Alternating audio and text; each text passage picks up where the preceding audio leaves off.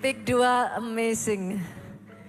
Dari waktu ke waktu, kemarin saya lihat sampai di sini. Sekarang udah ke kiri, udah ke kanan, udah kemana-mana.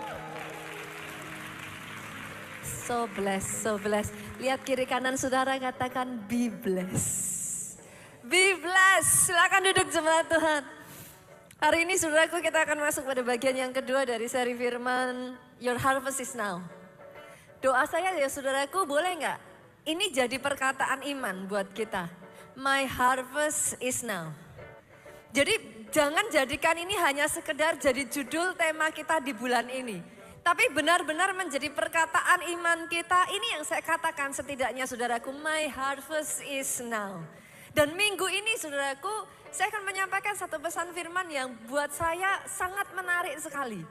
Judulnya adalah dihambat semakin merambat. Pastikan dalam hidup kita ya saudaraku, jangan lupa ini. Our life is a game of faith. Kehidupan kita ini adalah pertandingan iman. Itu sebabnya dalam pertandingan iman saudara, it's only normal. Yang namanya pertandingan adalah hal yang wajar kalau ada yang namanya tantangan. Sepakat? Dalam pertandingan adalah hal yang wajar kalau ada yang namanya rintangan. Yang sepakat katakan amin. Dalam pertandingan adalah hal yang wajar kalau ada masalah. Boleh nggak saya mengatakan ini buat setiap saudara di tempat ini? Jangan jadi orang Kristen naif. Jangan ketika ada masalah datang kita nyalain Tuhan, yang mengerti katakan amin.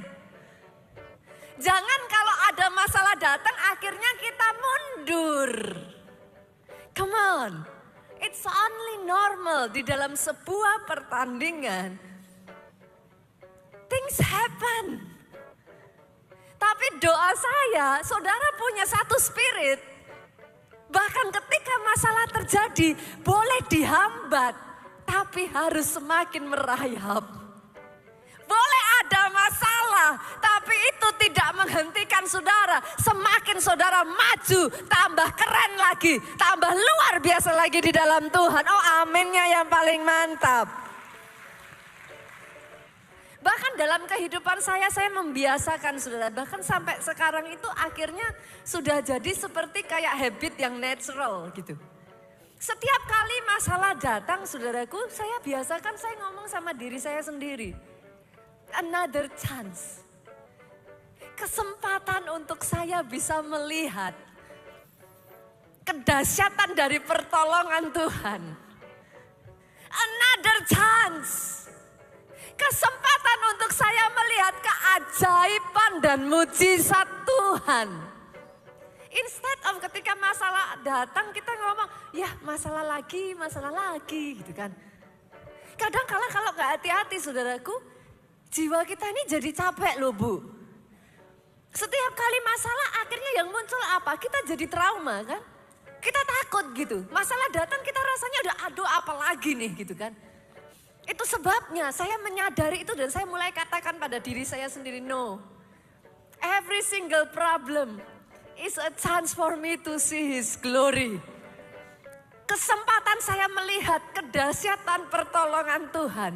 Dan tahukah saudara, mungkin sebagian dari saudara berkata, Pastor saya nggak pernah lihat pastor punya masalah. Saya nggak akan pernah cerita yang namanya masalah saudaraku.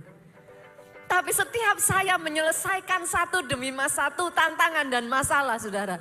Saya katakan kepada dia, one more victory. Saya katakan kepada Tuhan saya, one more testimony. Karena bukankah setiap kita ini diciptakan untuk mempermuliakan Tuhan?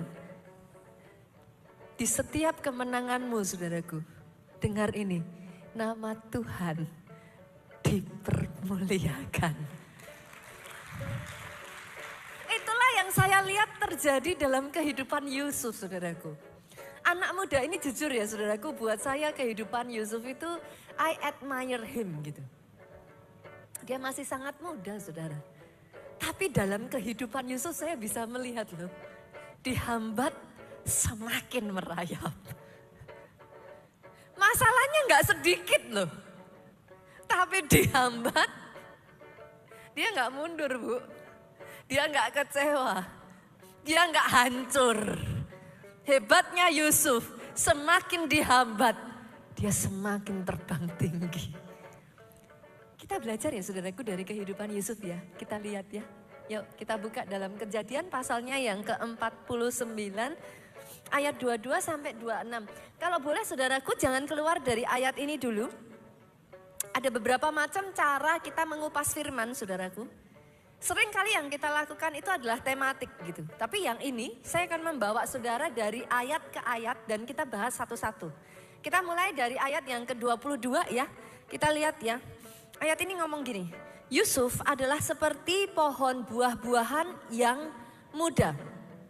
Dalam bahasa Inggrisnya itu dikatakan seperti ini. Joseph is a fruitful bough. Maksudnya gimana Pastor? Yusuf itu adalah dahan yang berbuah. Dengan kata lain Bu, Yusuf itu produktif. Tapi sekalipun dia dahan yang berbuah. Dengar ini saudaraku, in case ada di antara saudara yang berpikir kalau ikut Tuhan Pak jalan tol. Kalau ada di jalannya Tuhan, semua lancar. Gak selalu begitu saudaraku. Yusuf ada di jalannya Tuhan, the exact plan of God. Tapi lihat, masalah demi masalah seolah-olah ada aja tembok yang menghalangi langkahnya Yusuf. Benar atau benar saudaraku? Tapi ajaibnya dalam semuanya itu apa yang menyebabkan Yusuf nggak jatuh? Yusuf enggak break, dia nggak hancur. Lihat ayat ini ngomong seperti ini. Pohon buah-buahan yang muda pada mata air. Sekalipun dia muda. Sekalipun hidup Yusuf itu punya banyak masalah saudaraku. Tapi dia nempel sama mata air. Oh, dahannya tetap kuat saudara. Lihat, ini sangat menarik sekali. Ayat ini ngomong apa? Dahan-dahannya naik mengatasi tembok. Saya baca ayat ini, saudaraku, saya sangat tertarik. Kenapa? Karena, gimana ngomongnya ya saudara? Buat sebagian dari saudara yang saudara berkata, my life is miserable, Pastor. Saya lagi ngalami banyak masalah. Saya harus ngomong loh saudaraku, Yusuf ini dikhianati Bu. Sama kakak-kakaknya sendiri loh. Pernah gak saudara bayangin hidup di dalam keadaan dimana bahkan orang yang paling dekat dengan saudara aja saudara gak bisa percaya. Itu Yusuf. Dia tinggal dalam satu lingkungan yang bahkan dia gak bisa percaya orang yang tinggal serumah dengan dia. Itu Yusuf. Saya tambahkan lagi ya saudaraku, by the way. Yusuf difitnah oleh istri bosnya Pak. Yang mana di tangan Yusuf, perusahaan bosnya tuh maju pesat. Potifar sampai mengatakan kok, aku gak perlu ngelakuin apa-apa, semua aku serahin kepada Yusuf kok. Bosnya berhutang banyak sama Yusuf saudaraku. Di bawah kepemimpinan Yusuf, semua yang dipegang tangannya Yusuf. Bosnya jadi berhasil gara-gara Yusuf. Dia dikhianati. Dijatuhkan, dimasukkan penjara. Dan by the way, atas kesalahan yang tidak dia perbuat sama sekali. To make it even better. Saya kalau ngomong yang satu ini, Yusuf dilupakan oleh orang yang berhutang nyawa kepada Yusuf. Gak main-main loh saudara. Saya gak sedang berbicara tentang saudara menolong seseorang, no. Juru minuman raja kalau bukan karena Yusuf sudah mati digantung Pak. It doesn't happen every day. Saudara tidak melupakan orang yang sudah menyelamatkan hidup saudara. But the fact is, Yusuf mengalami itu semua saudaraku. Buat sebagian dari saudara yang saudara berpikir bahwa Pastor, life is unfair, hidup enggak fair dalam kehidupan saya. Sorry saudara. Kalau saudara berpikir saudara tolong orang dan saudara berharap terima thank you. At least saya nggak tahu dalam hidup saudara, dalam kehidupan saya ya saudaraku, saya banyak sekali ngalami. Orang yang saya tolong, menusuk saya dari belakang. Tapi kenapa saya admire kehidupan Yusuf, saudaraku? Karena dalam semuanya itu, semua masalah yang diizinkan terjadi dalam hidupnya, it makes him tough. Itu membuat dia kuat. Sorry to say, Pak, kita tidak kuat di tengah keadaan nyaman gitu. When everything is good, lalu saudara bilang, oh karena itu saya tough. Enggak gitu, Pak. Tapi ketika kau belajar dari pengkhianatan, kau belajar ketika kau ditusuk dari belakang, then you become tough. The problem is, masalahnya saudaraku, you become tough, but saya melihat banyak orang, you also become bitter. Hebatnya Yusuf, semua pengkhianatan itu tidak menjatuhkan dia. It doesn't break him, Pak. Nor it makes him bitter. Alkitab berkata, dahan-dahannya naik mengatasi tembok. Doa saya, engkau diizinkan mengalami masalah. Engkau mengalami tantangan, rintangan. Tapi itu tidak membuat engkau hancur. Itu tidak membuat engkau pahit. Itu membuat engkau memperlebar batang dahanmu, saudaraku, naik mengatasi tembok. Dihambat, semakin merayap. Jadi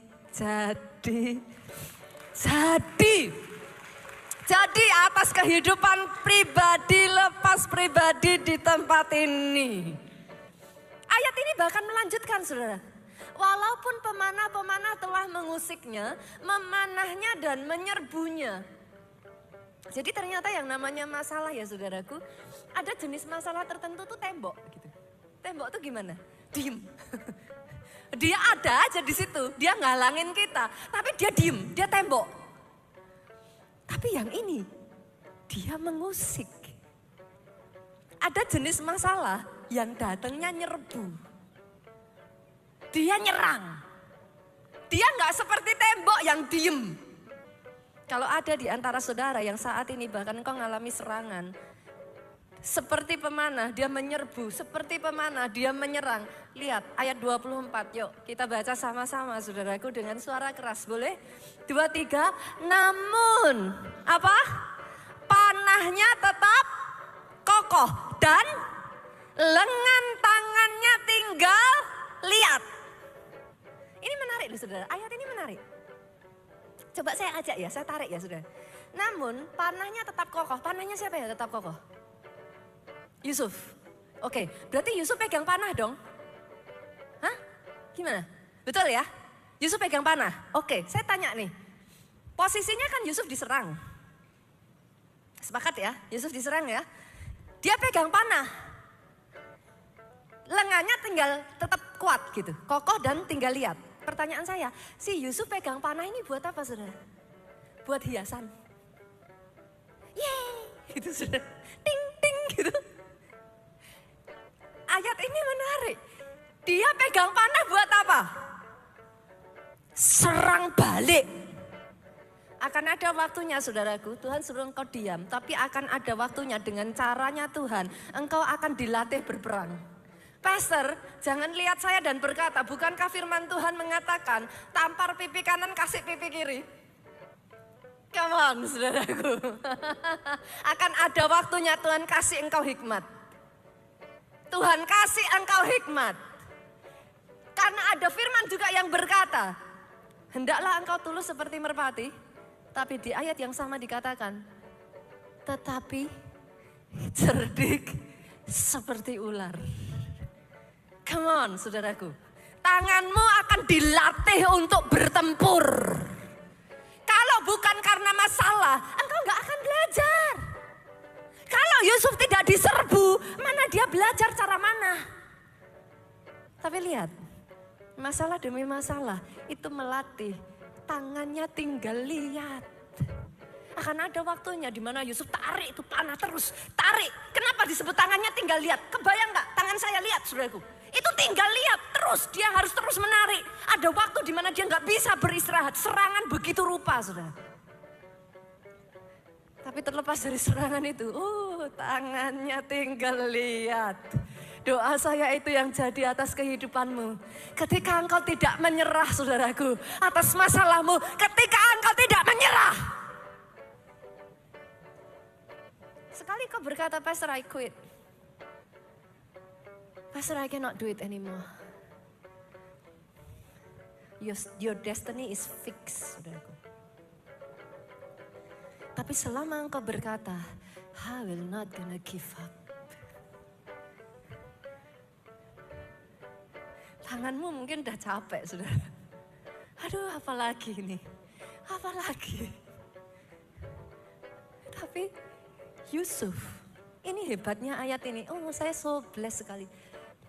Apakah Yusuf jadi kuat? Panahnya tetap kokoh, lengannya tinggal lihat karena kekuatannya sendiri? Dari mana saudara tahu? Baca ayat ini. Oleh pertolongan yang maha kuat. Ada di sini yang sudah merasa gak kuat lagi? Ayat ini berkata, kau masih punya yang maha kuat. Kalau kau sudah gak kuat lagi, tanganmu bahkan sudah gak bisa lagi narik itu panah. Serbuan sudah begitu rupa. Ada yang maha kuat yang berdiri untuk engkau. Dan yang maha kuat, lihat ini saudaraku. Yang maha kuat itulah pelindung Yakub. Apa artinya? Saudara jalan nih, ada masalah ya Pak. Tapi di tengah masalah, saudara ditutup, dilindungin. Engkau ngalami masalah. Tapi kau diizinkan melihat kiri dan kananmu jatuh. Tapi kau jalan dalam perlindungannya Tuhan. What is better than that? Apa yang lebih dahsyat dari itu? Boleh gak senggol kiri kanan? Jangan takut masalah. Jangan lari. Come on. Jangan hindari masalah. Pastor, kenapa? Karena semakin kau hindari, dia akan mengejar engkau. Trust me. Engkau hindari, kau pindah ke tempat lain, datang lagi dia. Tapi kalau kau tahu bagaimana menghadapi masalah, saudaraku lihat. Yang maha kuat, dia melindungi engkau. Kenapa disebut pelindung Yakub? Dia bukan hanya akan melindungi engkau. Dia melindungi keturunanmu, keturunan berikutnya lagi. Dia setia. Come on. Perlindungannya turun-temurun oleh sebab gembalanya. Kenapa Yakub jadi kuat? Karena dia punya gembala. Di tengah dia ngalami masalah ya saudaraku. Dia ngalami serbuan. Dia bukan hanya dilindungi. Tapi dituntun, kamu ke kanan ya. Kamu ke kiri. Ketemu sama si A. Ketemu sama si B. Dituntun jalannya. Kalau kau tahu yang satu ini, jangan hindari masalahmu saudaraku. Kenapa? Masalah dibutuhkan untuk tanganmu jadi lihat. Hanya ketika tanganmu lihat, kau bisa dipercaya yang lebih besar. Tapi kalau kau menghindari masalah, selamanya masalah akan menghantui engkau. Masalah akan menjadi trauma buat engkau. Masalah akan menghancurkan engkau. Masalah akan membuat engkau pahit. Tapi ketika kau berjalan dengan yang maha kuat, pelindung Yakub, gembalamu itu, gunung batu Israel. Apa maksudnya gunung batu? Kesana kau bisa berlari dan kau aman. In case of anything happen, run to him. You are safe. You are safe. You are safe. You are safe. Bukan hanya Yakub, Yusuf menjadi kuat karena oleh pertolongan yang maha kuat. Tapi lihat ayat yang berikutnya, 25, boleh dimunculkan multimedia. Ayat ini mengatakan, oleh Allah ayahmu yang akan menolong engkau dan oleh Allah yang maha kuasa. Yusuf menjadi kuat saudaraku. Bukan karena saja dia punya yang maha kuat, Pak. Tapi lihat, dia punya Allah yang maha kuasa. Dalam bahasa aslinya, dia punya Allah El Shaddai. Di sini nama Allah yang satu ini muncul. He has El Shaddai. Kalau boleh saya katakan ya saudaraku, El Shaddai adalah satu-satunya nama dari Tuhan yang punya karakteristik female. Syad itu artinya buah dada saudaraku. Bunita bicara pornografi, enggak, ini namanya memang artinya itu. Tapi saya ingin membawa saudara memahami, listen to it. Your God is not a woman, come on. Spirit is spirit. Tapi ketika saudara menguasai dan menyadari nama-nama Allah. Saya harus berkata saudaraku, hidupmu kaya. Karena Tuhan itu punya banyak faset. Engkau jadi kaya gitu. Dia bukan hanya, jangan salah loh saudaraku, di gereja kita itu mengajarkan, we try to be balanced gitu. Kita tidak hanya mengajarkan Tuhan yang maha kasih Pak. Yes, kita mengajarkan Tuhan yang maha kasih, Tuhan yang maha pengampun. Tapi sorry saudaraku, at the same time dia Tuhan yang maha kuasa. Dia El Shaddai. Siapa El Shaddai? Apa yang El Shaddai bisa lakukan atas hidupmu? Lihat di bawahnya saudaraku. El Shaddai akan memberkati engkau dengan berkat dari langit di atas. Apa maksudnya Pak? El Shaddai akan memberkati engkau dengan berkat langit di atas. This is what I call open heaven. Pernah nggak dalam kehidupan saudara ngalami ada masalah, tapi entah gimana dibukakan jalan aja tuh, tetap bisa survive tuh. Ada masalah tapi kayak tak, ada jalannya Tuhan. Ada pemeliharaan Tuhan. Apa itu? El Shaddai sedang bekerja atas hidupmu. Oh aminnya yang paling keras. Ketika El Shaddai bekerja ya saudaraku, open heaven. Apa yang dikerjakan El Shaddai? Yang berikutnya lihat, ini menarik sekali saudara. El Shaddai akan memberkati engkau dengan berkat samudra raya yang letaknya di bawah. Amazing ya. El Shaddai akan memberkati engkau dengan berkat samudra raya yang letaknya di bawah. Maksudnya gimana? Berkat samudra raya letaknya di bawah. Bawah itu kita selalu berpikirnya tersembunyi. Tuh, nggak kelihatan, tertutup. Bolehkah saya sebut sebagai berkat hidden treasure? Berkat yang satu ini ya saudara, hanya didapatkan, hanya dimengerti oleh orang-orang yang dalam hidupnya tidak menyerah.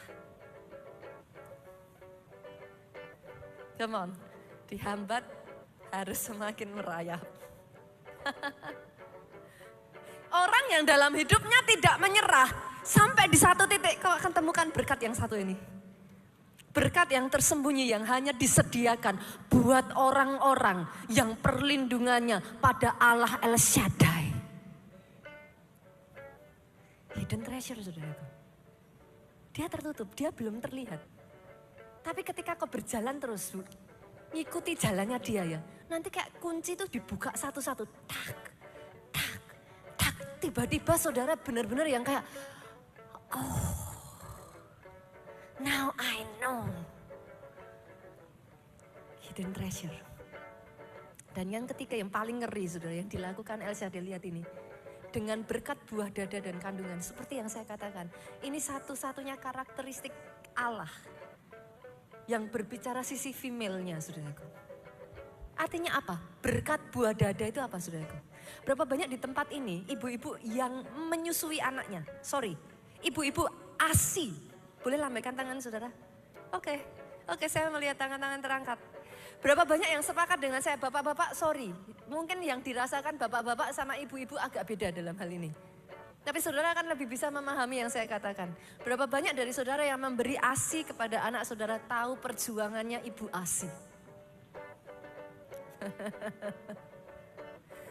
Tahu rasanya harus bangun tiap 2 jam sekali, capek enggak capek, gimana pun rasanya, for your son, for your daughter, you give it to them. Ibu-ibu ASI tahu yang saya katakan. Dia itu Allah yang nurture you like that. Dia itu Tuhan ya saudaraku, bahkan sebelum engkau membutuhkannya dia ada buat engkau. Oh, ibu yang memberikan ASI kepada anaknya tahu saudaraku. Jam 1 pagi ketika you're so tired. Jam 3 pagi, bapak-bapaknya mungkin ngorok. You have to wake up.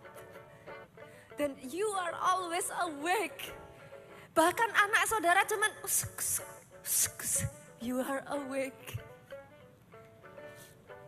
El Shaddai tidak akan membiarkan engkau. Dia yang menyusui engkau, dia yang mengandung engkau. Boleh saya katakan saudaraku, masalahmu gak ada artinya di tangan Allah El Shaddai. Engkau belum butuh aja baru usek-usek. Coba perhatiin tangan ibu yang anaknya masih bayi itu. Anaknya baru gerak dikit loh bu. Ini tangan sambil matanya merem, capeknya tangannya gerak kok puk. Allah El Shaddai tidak meninggalkan engkau. Kenapa engkau takut? Kenapa engkau khawatir? Burung di udara yang tidak bekerja saja Tuhan pelihara. Saya tidak mengatakan untuk saudara nggak bekerja loh ya saudaraku. Ada firman Tuhan yang juga berkata kalau engkau tidak bekerja jangan engkau makan. Jadi firman itu selalu gimana ya saudara? Firman itu cantik gitu, gimana ngomongnya ya? Punya banyak faset. Saudara nggak bisa comot sini terus kemudian saudara benturin, nggak bisa. Ada satu pengajaran tentang ilmu tafsir Alkitab yang mengatakan seperti ini saudaraku.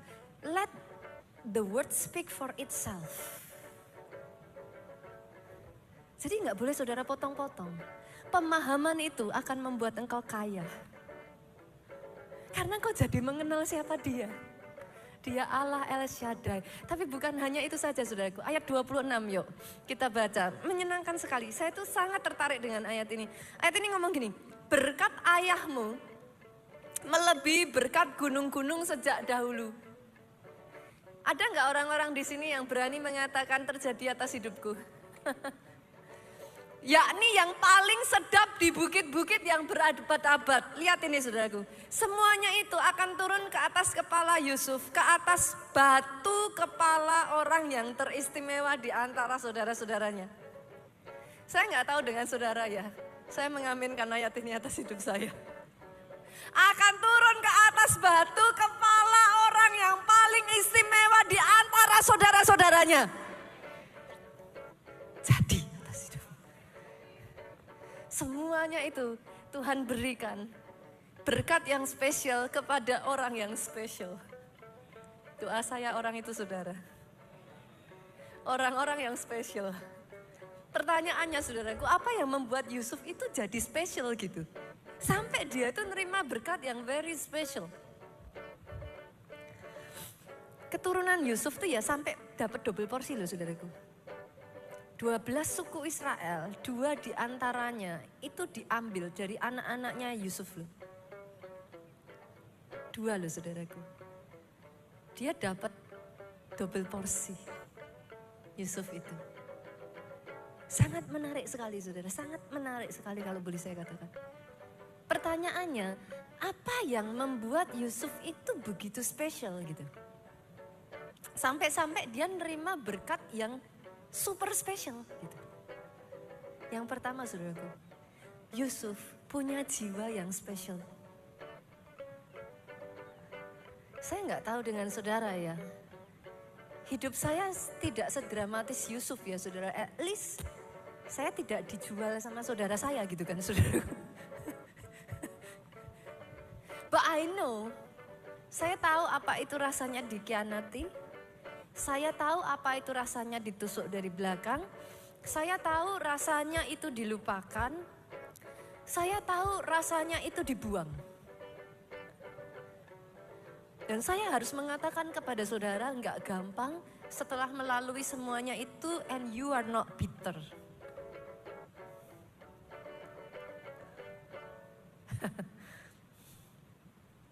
Yang membuat Yusuf spesial, dia nggak membiarkan hatinya pahit. Dia nggak membiarkan hidupnya dipenuhi dengan trauma. Dia melepaskan forgiveness. Itu membuat Yusuf spesial.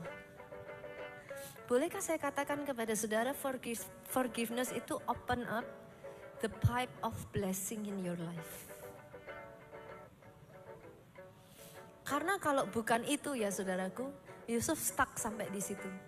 Momen di mana Yusuf berkata, aku mengampuni engkau, Tuhan melihat itu, dia bawa Yusuf ke tingkat berikutnya lagi. Saya tuh pernah ngalami satu pengkhianatan yang buat saya tuh kayak, aduh, wow. Tapi tahukah saudara, dalam semua itu, saya tuh belajar dengan Pastor Joe ya saudaraku. Every forgiveness you release, He hand you over a bigger blessing. The moment mulut kami ini berkata, Lord, we forgive. We let go.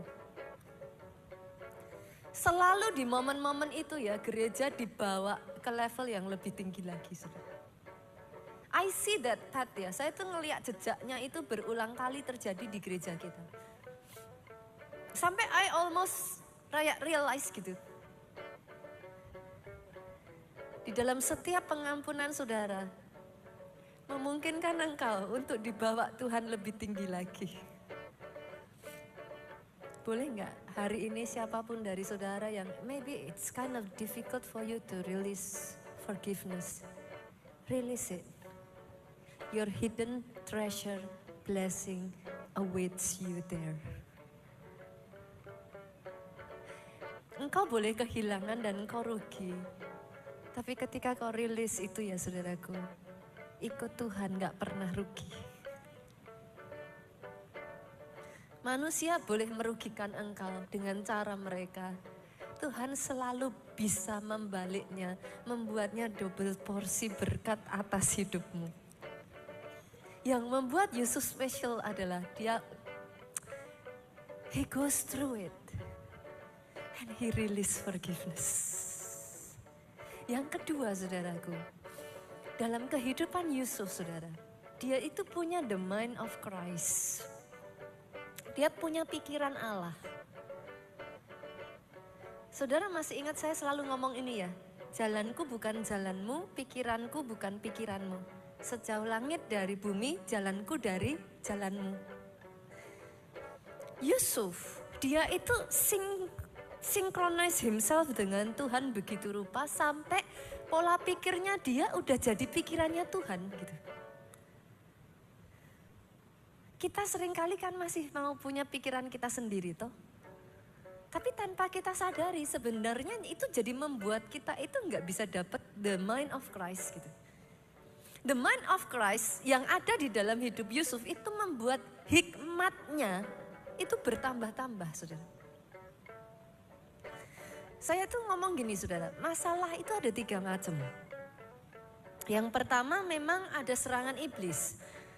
In case saudara masih naif ya, jangan pernah berpikir dalam kehidupan saudara iblis itu akan cheer you up. Yeah, go, you can do it, gitu kan. Saya tuh melihat ya banyak orang Kristen tuh naif gitu saudara. Saudara berpikir setelah gara-gara manusia, kedudukan iblis itu kan diambil toh. Gara-gara kejatuhan, Tuhan itu menciptakan manusia, kedudukannya iblis itu dikasih ke manusia. Terus saudara berpikir apa? Saudara berpikir dia akan cheer you up? Yeah, go, you can do it, gitu? I don't think so. Jadi yang pertama, dia akan selalu berusaha menggagalkan setiap rencana Tuhan dalam hidup saudara. Ya itu sudah normal lah. Yang kedua, masalah muncul seringkali memang diizinkan Tuhan, saudara. Karena ada masalah yang, percaya nggak percaya saudara, ini I experience it so many time in my life. Ada masalah-masalah yang kalau itu tidak diizinkan terjadi, kita tidak berbenah diri. Dan kita nggak jadi better, sehingga kita nggak bisa acquire the next level blessing. Tuhan harus mengizinkan masalah itu terjadi supaya kita berbenah. Dari situ kalau kita bisa melihat dengan kacamata yang benar, kita jadi better person, upgraded person of us gitu. Jadi buat saudara yang masih menghindari masalah, come on, there is more blessing to it. If you can see it the right way gitu.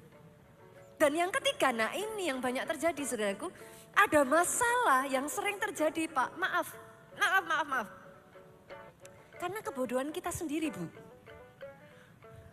Alkitab itu jelas-jelas berkata, janganlah engkau menjadi penanggung dari sesamamu. Tapi masih aja saya ketemu orang yang jadi penanggung sesamanya dan ngomong sama saya, Pastor, bukankah firman Tuhan ngomong, kita harus mengasihi. Saya nggak tega, Pastor. Tapi ada firman yang lain yang juga ngomong, jangan jadi penanggung sesamamu. Nah orang yang saudara nggak tega tadi, orang yang saudara merasa kasihan tadi, ketika dia lari dan meninggalkan saudara, bye-bye. Jangan datang sama saya dan saudara berkata, Pastor, kenapa Tuhan izinkan? Does it make sense? Karena seringkali kebodohan kita. That's why we need to grow in wisdom. Wisdom will make your life easier. Udah tahu, waktu belum menikah juga udah kelihatan. Waktu pacaran, tapi kan bucin.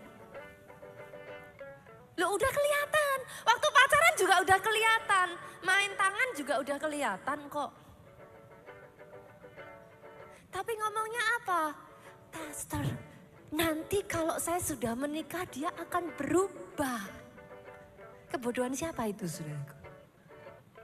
Tapi sebagian orang Kristen akan berkata kepada saya, bukankah itu iman, Pastor?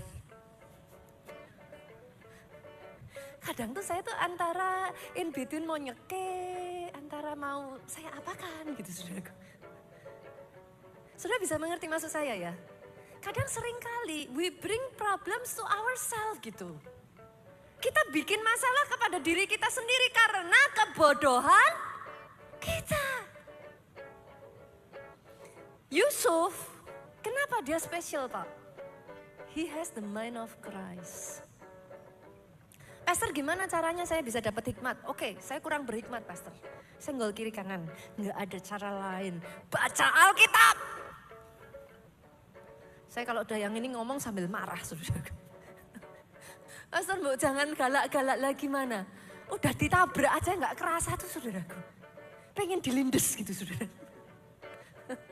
Katanya disenggol aja Pastor lah, disenggol mana kerasa, tabrak aja Pastor. Tabrak nggak kerasa, lindes aja saudaraku. Baca Alkitab. Ada satu hamba Tuhan itu pernah mengatakan seperti ini saudaraku dan saya sangat setuju. You may not have time to read the Bible. Semua orang Kristen di sini kan kalau disuruh baca Alkitab jawabnya apa? Sibuk Pastor, mana punya waktu gitu kan. Lebih tepatnya saya ngomong, bukan sibuk, males. Sepakat? Oke ya, sepakat. Oke. Tapi hamba Tuhan ini ngomong, kamu boleh gak punya waktu untuk baca Alkitab, tapi harus punya waktu untuk denger firman. Saya ulang ya, baca mungkin gak punya waktu, denger firman masa gak punya waktu? Maksudnya gimana Pastor? Oke, saya tanya lebih jelas lagi. Di sini siapa yang gak punya waktu buat nonton YouTube? Ini mulai pada ketawa nih. Di sini siapa yang nggak punya waktu buka Instagram? Lihat TikTok. Facebookan. Kalau ada yang angkat tangan, saya tanya, waktu saudara luang ngapain? Ayo. Ada di sini yang nggak pernah nonton YouTube, nggak pernah TikTokan, nggak pernah Instagraman, Facebookan, WhatsAppan, apapun. Artinya, poin saya simpel. Saudara punya waktu dengar firman. Pastor, saya gaptek, saya nggak tahu caranya. Oke, gampang saudara. Buka YouTube, jangan bilang nggak tahu cara buka YouTube.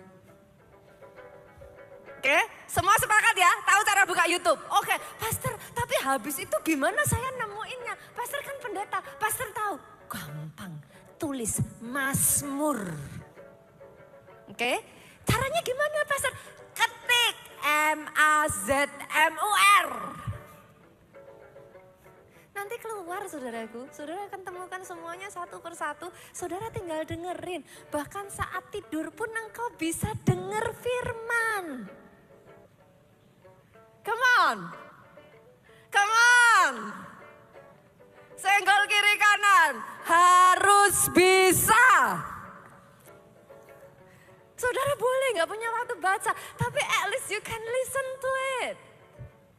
Kalau itu pun saudara bilang gak bisa, saya gak tahu lagi saudara, mau saya cekik aja. Kenapa? Karena firman itu membuat kita jadi berhikmat saudara. Saudara coba ya dengerin Amsal satu persatu ya, nanti di situ tuh ada hikmat. Saudara dengerin Mazmur aja. Nanti tiba-tiba tuh kayak saudara tuh kayak dibukakan. You become apa? Bukan lebih pinter ya, tapi bahasa saya saudara jadi lebih bijaksana. Nanti sambil saudara mandi gitu ya, didengerin saudara. Sambil saudara mandi, saudara dengerin ya. Sambil saudara dengerin tuh saudara ngomong gitu. Oh oke, oh oke, oh oke. Tiba-tiba itu kayak masuk begitu saja gitu. And then waktu saudara mau ini, nanti firman akan mengingatkan engkau. Jangan jadi sekutu dari orang yang jahat. Jangan, itu kayak just like that gitu.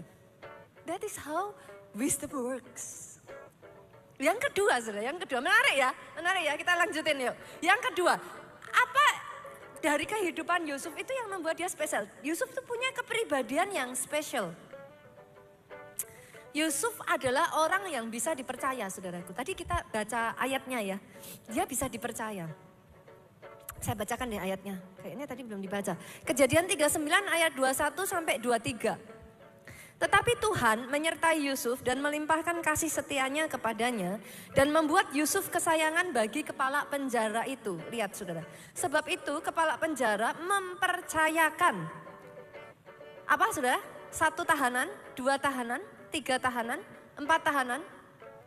Semua tahanan dalam penjara itu kepada Yusuf dan segala pekerjaan yang harus dilakukan di situ, dialah yang mengurusnya. 23. Kepala penjara tidak mencampuri segala yang dipercayakannya kepada Yusuf karena Tuhan menyertai dia dan apa yang dikerjakannya dibuat Tuhan berhasil. Ini menarik loh. Saya disclaimer dulu, tapi saya ingin membuat saudara memahami apa yang saya katakan. Kira-kira loh saudara, konotasinya kalau orang di penjara saudara bisa percaya nggak? Disclaimer loh ya, saya sudah disclaimer gitu. Nggak semuanya kejadian orang di penjara karena salah gitu. Itu sebabnya saya disclaimer dulu. Tapi kira-kira lebih mudah saudara percaya orang yang di luar atau di dalam penjara? Maafkan saya kalau perkataan saya salah ya. Dan nanti kalau saudara jadi saksinya kalau ini sampai dipotong saudaraku, saudara tahu ini ya. Jangan tiba-tiba nanti perkataan muncul apa. No. Tapi saya ingin membuktikan poin saya di sini kenapa saudaraku? Karena untuk Yusuf ini sebagai seorang tahanan dipercayakan semua tahanan, there must be something. Yusuf ini orang tahanan loh, Bu. Dia bukan orang luar loh, dia tahanan loh.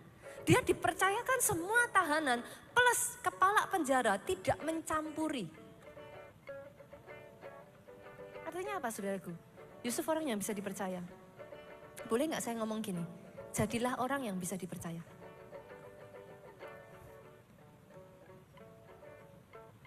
Alkitab tuh ngomong ya saudaraku, kita buka aja ayatnya. Amsal pasalnya yang ke-28 ayat 20 ngomong gini. Orang yang dapat dipercaya mendapat banyak berkat. Saya balik nih, berapa banyak di sini yang pengen dapat banyak berkat? Kayaknya semua angkat tangan lah pasti. Jadilah orang yang bisa dipercaya. Masalah banyak orang Kristen, hari Minggu ke gereja, rajin. Ibadah ada 5 kali ibadah datang semua. Tapi dikasih tugas nggak bisa dipercaya.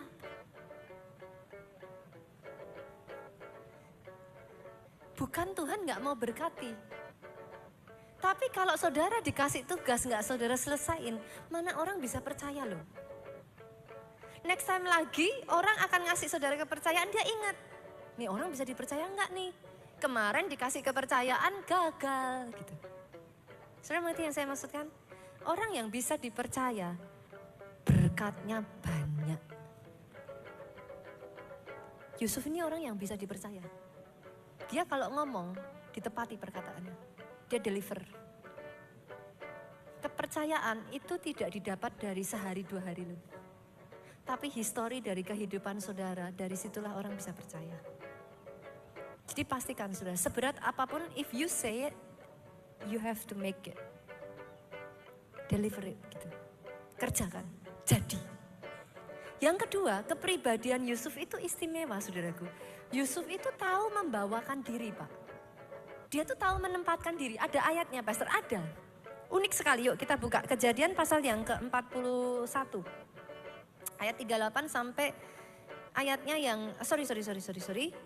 Maaf, Kejadian pasal 41 ayatnya yang ke-14 saudaraku. Ayat ini ngomong gini, kemudian Firaun menyuruh memanggil Yusuf. Yusuf dipanggil ya saudara, dia masih dari penjara posisinya. Segeralah ia dikeluarkan dari tutupan, maksudnya dari penjara dia dikeluarkan. Ia bercukur, nah ini garis bawahi. Dan berganti pakaian lalu pergi menghadap Firaun. Yusuf gak ngawur loh. Dari penjara dia keluar, habis itu terang, masih berantakan semuanya. Kalau yang cowok ngerti yang saya katakan, kenapa Yusuf bercukur? Bapak-bapak di sini ada yang tiap hari cukuran? Nah, saudara tahu maksudnya. Yusuf care about it. Dia nggak sembarangan. Ada sebagian orang Kristen ngomong sama saya kayak gini, Pastor, tapi kan Tuhan melihat hati. Boleh diulang nggak perkataan tadi, saudara? Tuhan melihat hati. Saya balik ya. Yang melihat hati siapa? Kiri kanan saudara apa? Yang melihat hati Tuhan. Berarti manusia melihat rupa. Exactly right. Tuhan memang melihat hati, tapi manusia melihat penampilan. Maafkan saya saudaraku, saudara nggak bisa melamar pekerjaan and then saudara bilang, saya memang gaya saya begini Pastor. Pakai baju piyama kayak gitu, saudara bilang, bosnya terserah mau terima saya atau enggak. Ya ini saya. You cannot do that.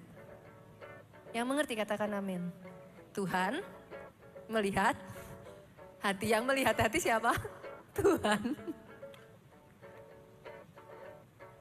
Ada sebagian yang mengatakan kepada saya, Pastor, kenapa saya harus ini dan itu, Pastor? Kalau dandan atau cantik itu mahal. It doesn't have to be like that. Masing-masing itu punya tingkatannya. Kalau saudara bisa di level itu ya nggak apa-apa. Berkat Tuhan, puji Tuhan saudaraku. Tapi setidaknya dari lagu anak-anak yang simpel itu loh saudaraku.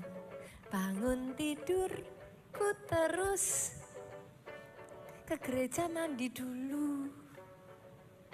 Jangan hari Minggu sampai siang nggak mandi, ketiduran, bangun tidur. Waduh Pastor nggak apa-apa. Udah Pastor. Kan simpel toh sebenarnya anak-anak TK pun belajar. Bangun tidurku terus mandi, tidak lupa menggosok gigi. Ke gereja gosok gigi dulu. Simpel kan saudaraku? Baju dicuci. Ada yang sudah sampai seminggu sudah Bu, 2 minggu mbak dicuci. Halo para mahasiswa, adakah di sini?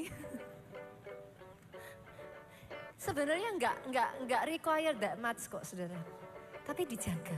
Saudara harus bisa membawakan diri dengan baik. Dan yang ketiga, nah saya menulis ini yang ketiga saudaraku. Bukan karena dia kurang penting, tapi justru karena dia paling penting. Yusuf punya roh yang istimewa. Rohnya spesial. Rohnya spesial. Dalam hal ini ya saudaraku, maaf ya. Saya ngomong yang pertama, yang kedua loh. Saya tidak mengatakan kepada saudara untuk tidak memperhatikan penampilan. Tapi yes, saya harus mengatakan kepada saudara, Tuhan melihat hati. Lebih dari yang nomor 1 dan nomor 2. Yang membuat Yusuf diangkat bukan nomor 1 dan nomor 2 saja. Tapi ini saudara, Yusuf punya roh yang istimewa. Yuk kita lihat yuk ayatnya. Sampai-sampai Firaun tuh ngomong, Kejadian 41 ayat 38. Berkatalah Firaun kepada pegawainya, mungkinkah kita mendapat orang seperti ini? Seorang yang penuh dengan roh Allah. Halo. Yusuf di dalam penjara, di rumah Potifar sebagai budak dia dipercaya. Di dalam penjara dia dipercaya. Terhadap Firaun dia dipercaya. Dia punya roh Allah di dalam dirinya. Seorang Firaun sampai menyadari itu. Boleh nggak Bapak Ibu? Jadilah engkau kudus sama seperti Allah kudus. Ada sebagian dari saudara mungkin ngomong, Pastor, kok di gereja kayak saya dituntut harus kudus, harus ini. Bukankah saya masih orang berdosa aja Tuhan sayang saya? Oh betul saudara. Kenapa saya kadang kalau ngomong saya katakan seperti ini ya saudaraku, supaya jangan saudara salah tangkap gitu. No, gereja tidak mendorong saudara terus kemudian menuntut saudara harus ini, harus no. Tapi ya saudaraku, sama seperti ketika kita bayi. Saya tanya, Pak punya anak ketika bayi, dia sudah bisa ngasih uang belum? Dia bisa bantu belanjaan enggak Bu? Gini, saya tanya, kita sayang enggak sama dia? Dia cuman apa sih saudara, cuman hihihi, kita udah sampai hatinya senang banget. Kan?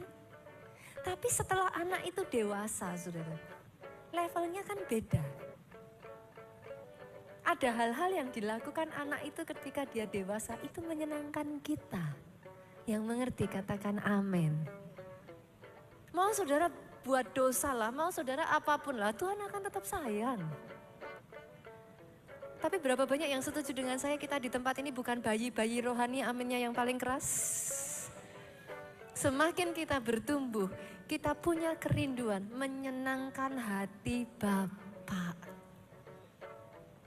Dan seperti namanya Roh Kudus, Dia kudus. Boleh nggak hidup di dalam kekudusan? Hidup dalam integritas. Karena itu hal-hal yang menyukakan hatinya Tuhan, saudara. Dan ketika didapati dia, dalam hidupmu ada ciri-ciri yang dia sukai itu, dia tinggal. Karena dia suka. Bukan karena Tuhan pilih kasih. Bukan karena Tuhan gak sayang saudara. Mau saudara gimana pun dia akan tetap sayang. Tapi jangan pernah lupa, dia juga punya tempat favorit saudaraku. Ketika didapatinya orang-orang yang hidupnya menjaga kekudusan. Untuk Tuhan engkau jaga integritasmu. Dia suka tinggal saudara. Ketika dia tinggal hidupmu berubah. Bukan dia yang butuh kita loh. Bukan saudara. Kita yang butuh dia. Tapi it doesn't mean bahwa dia tidak mencintai saudara apa adanya. Bisa nangkep ya Bapak Ibu ya? Bisa dimengerti ya? Doa saya di tempat ini pribadi lepas pribadi. Semua masalah itu tidak menghancurkan engkau. Tidak membuat engkau bitter. Tapi menjadikan engkau pribadi yang spesial. Sama seperti Tuhan angkat Yusuf. Tuhan angkat hidupmu pribadi lepas pribadi. Bangkit berdiri jemaat Tuhan, pemain musik boleh maju ke depan. Wow. Boleh nggak saya promosi saudara? Boleh ya? Tanggal 21 Oktober nanti gereja kita akan mengadakan prophetic worship night. Salah satu momen yang paling favorit buat saya itu prophetic worship night itu pujian penyembahan tuh nggak ada batasannya sebenarnya. Justru seringkali di tengah prophetic worship night itu saya malah dengar suara Tuhan jelas sekali. 21 Oktober ikut yuk. Kita datang sama-sama. Just a moment, a night di mana kita tuh kayak muji nyembah Tuhan aja gitu. Dan by the way saudaraku, kita patut bersuka cita. Gereja kita ini terus membangun saudara. Saya tadi baru aja duduk sambil persiapan khotbah ini saya di WhatsApp oleh Pastor Obaja, gembala senior kita. Wah, Tuhan bekerja dengan luar biasa saudaraku. Banyak jemaat yang digerakkan satu demi satu bagian itu dibangun saudara. Saya tuh takjub loh dengan jemaat keluarga Allah. Visi nanti saudaraku, pusat kegerakan Roh Kudus global. Itu bukan jadi visi satu orang, tapi visi seluruh keluarga Allah. Kita sudah mulai saudaraku, nanti di sana, nanti yang pertama dibangun itu adalah orphanage yatim, rumah yatim piatu saudaraku. Yang kedua yang akan dibangun itu adalah bukit doa, saudara, yang ada Holy Land experience-nya. Nah satu demi satu saya takjub saudaraku. Jemaat tuh ada yang mulai kayak, Pak Obaja saya mau bikin rumah doanya. Ini saya baru diinfo Pak Obaja tadi 30 rumah doa itu sudah selesai semuanya. Nanti akan terus satu demi satu saudaraku. Dan gereja kita akan mulai exercise. Tadi saya di depan ibadah yang sebelumnya, saya disenggol lagi. Pastor, kapan nih berangkat lagi? Ada satu jemaat tanya saya, November nanti saudaraku, kita akan ke Tangerang. Saya ajak ya, saudara yang bisa daftarkan, bisa ke Bu Yuni. Maafkan saya tadi ada yang tanya, Pastor saya daftar tapi kok udah di close, nggak bisa ditolak gitu. Maafkan saya saudaraku, karena ada kuotanya. Jadi waktu kita ke penjara, waktu kita kemarin pelayanan yang di pinggir itu ada kuotanya saudaraku. Pastor kenapa diumumkan ya, saya ajak aja gitu. Tapi ketika kuotanya sudah habis kan di close. Karena nggak bisa kan saudara, misalkan kita pelayanan di penjara jumlahnya banyak kan nggak bisa juga gitu. Jadi ada kuotanya. Saudara yang tertarik segera daftarkan diri. Nanti yang ke Tangerang ini kuotanya saya buka lebih besar. Kenapa? Karena ini akan melayani, nanti saudara naik getek. Tahu getek saudara? What is getek? Kapal kecil itu loh ya. Kapal kecil itu saudara nanti nyeberangi sungai. Kita akan melayani penduduk yang tinggalnya agak dalam, saudara. Mereka tinggal tuh di samping-samping hulu sungai gitu, saudaraku. Nah, nanti November, tanggalnya nanti akan segera diumumkan, saudara. Saudara yang tertarik daftarkan diri dulu. Saya berdoa dari keluarga Allah nih ya, benar-benar saudaraku, lahir orang-orang yang kita diberkati jadi berkat. Boleh ya? Boleh ya, kita di Jakarta ini saya akan mulai dengan kecil-kecil aja tapi terus kita akan lakukan sudah. Pokoknya sebulan, 2 bulan sekali kita akan lakuin. Dengan seberapa banyak pun orang, dengan seberapa dana yang kita ada, kita akan jalan gitu. Nanti semakin saya berdoa, muscle-muscle, otot-otot sosial kita ini diperbesar Tuhan. Sepakat ya? Semakin kita diperbesar, jadi berkatnya bisa lebih gede lagi. Saudara daftar ya, boleh ya. Yuk kita angkat tangan kita di hadapan Tuhan. Berkat